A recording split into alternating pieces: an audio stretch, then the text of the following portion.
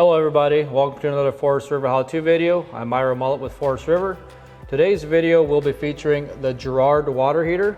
With us today is Fred. Thank you everybody. We're going to go inside first. We'll talk about the way the system operates, give you some general overview of the information you'll need to operate the system. Then we'll come back outside and I'll explain some of the maintenance that is required as time goes on. So let's go inside and start the process. Here we are, we're inside, and we'll be showing you the display that you will operate, but it's a very simple piece of equipment. One thing to remember about this water heater, it works just like every water heater you're familiar with. And by that I mean you turn on the hot water, you mix the cold to get the temperature that you desire. As we show you this display, you'll see that you're able to move the temperature up and down to whatever you feel comfortable with, and we'll have a little more discussion about that as the time goes on. This is the user control panel, and this is what controls everything that the water heater does. It's a digital system, and from this you'll be able to not only control the temperature that you desire from 95 degrees up to 124 degrees, but at the same time you'll be able to, for example, you can adjust it between Celsius and Fahrenheit. So for our Canadian customers, they can simply push a button and it will show them the Celsius mode. It will also give you a variety of icons. And during the operation, there will be three icons. One will be for water flow, one will be for the motor control system, and the other will be for the burner system. And it will show you those icons, and by doing that, you'll be able to look at this system. You really won't be able to hear it because the system is quite quiet, but you will be able to see exactly what's going on. So, what we will do originally is we will just simply push the button, which will turn the system on. You heard a slight beep there. We have it now set for 115 degrees, and that's Fahrenheit. If I move to Celsius, that would be 46 degrees Celsius, which I never figured out how to do Celsius, so I'm glad they have it in Fahrenheit. And then from there, these two little buttons will allow us to go up in temperature. Now we're on 124, and to come down on temperature.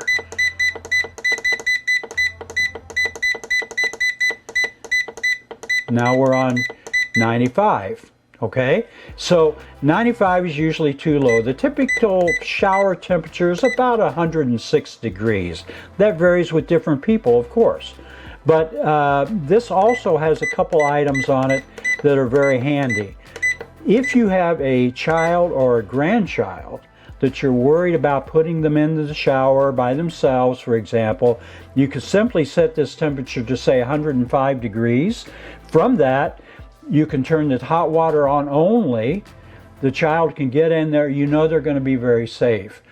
Even if they mess with anything, even if they turn the hot side up further, it's still going to hold at 105 degrees. If they turn on cold water, it's simply going to get colder. So they're very safe.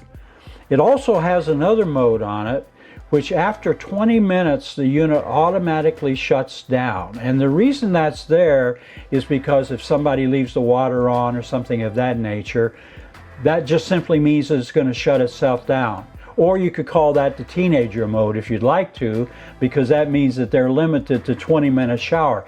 But the good thing for them is that they can turn the hot water off, turn it right back on, and they're right back for another 20 minutes.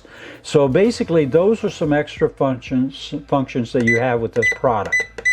I'm going to set this at 115 degrees. We normally recommend 115 in summer mode because that is hot enough to do anything that you want to do.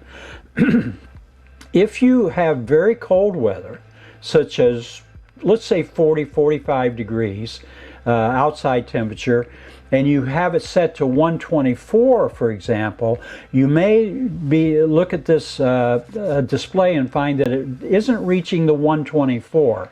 And the reason for that, it might be settling at 117, 118. The reason for that is very simple. The water is going through the chamber at a certain level, but if it's coming in very, very cold, It just simply will not heat the temperature up to that 124. You're still going to get 118, 119, which is quite adequate for anything that you might want. Another solution to that is simply slow the water flow down at the faucet, and that will take the water through the chamber slower, and that being the case will heat the water up to that 124. Basically, this device will also give you the error codes, and all that means excuse me, if there's a problem, it will show you an error code, an E1, E2, E3, E4. This is all in your manual. So everything that we discussed today, in fact, is in your manual.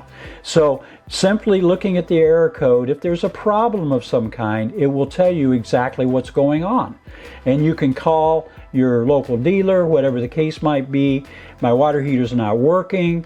And you can say it's giving me a code, and you can tell them what that code is, and you can even read out what that means. What that does is some of the things could be solved even over the phone, I suppose. But if not, it will tell the dealer exactly what they need to prepare themselves for. We're back outside again, or we're outside, and this is the water heater. This is what you'll see from the outside. This is the exhaust. We've made the door on hinges, which makes it a lot nicer. Now you simply open the door on a hinge and it swings open, gives you access. This box right here, when you take this off, I can take it off and show it to you, is the motherboard.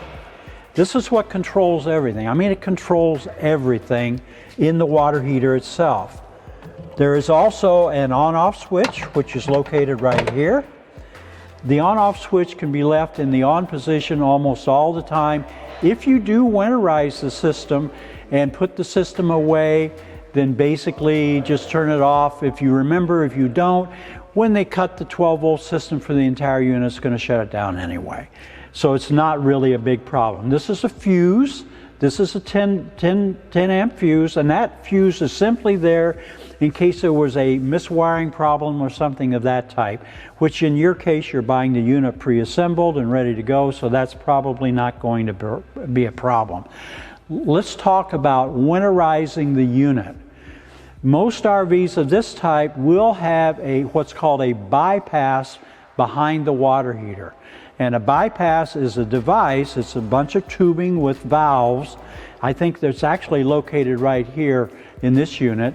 And all that does is, think of having a 10-gallon tank or a 6-gallon tank, which you would have with the standard tank water heater.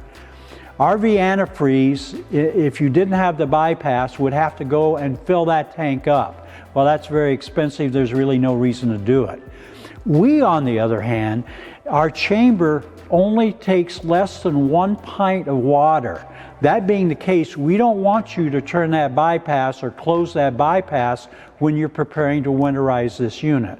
There are two methods for winterizing.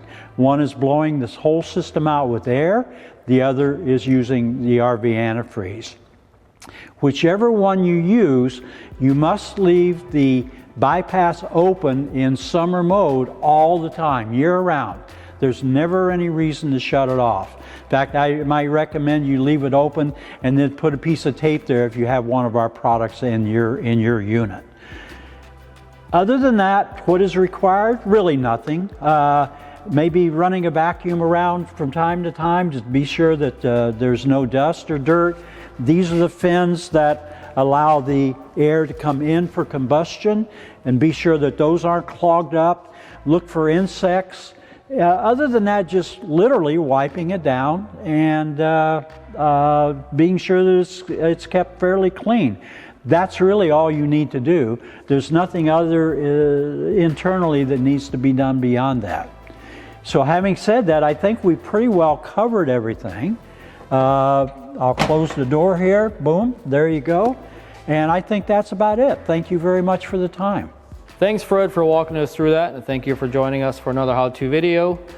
If you need any more information on this Girard water heater, you can go on greenrvproducts.com or go on forestriverinc.com, and happy camping.